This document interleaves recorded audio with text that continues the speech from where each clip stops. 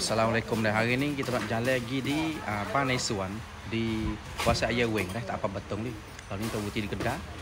Kapoh kuasa Tebok ni lah. Roti. Hai kapoh. Makan wingnya perut dulu sama tahu nak jalan jauh. Sudah sampai Kabupaten Tele. ดูทางครับทุกคนโคตรโค้งเลยแล้วก็ขึ้นเขาด้วยนะตั้งแต่ขึ้นมาเมื่อกี้นี่ก็หลายกิโลแล้วนะยังขึ้นเขาอยู่อีกนะทุกคนดูนี่โอ้กำลังขึ้นเขานะฮะดูเพื่อนๆข้างหลังพี่ทุกคนนะ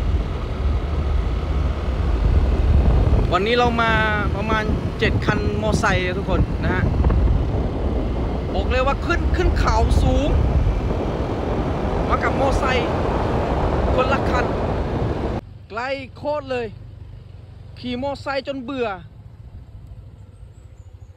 นี่ก็คือบรรยากาศของบ้านในสวนโอ้ดูสวยอยู่นะเดี๋ยวเราไปดูบรรยากาศโอ้โหบรรยากาศข้างหน้า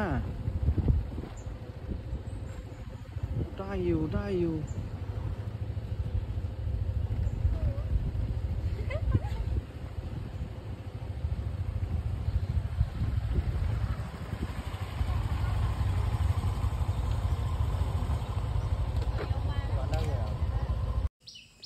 sudah sapa di banในสวน kita baru kang tent tak adaถ่ายวิดีโอpergi kang tent saat ni mulai tak ada orang khatang klong tengok banyakkat lah ke ni tengok ni tent nak support sikit buat kita pas sudah mandi nak mayasar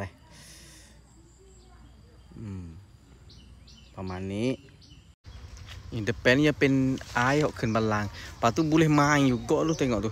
Dekat sana tu. Nampak tak tu? Ite-ite tah air biga tu kan. Lari main suka boleh lah situ tu.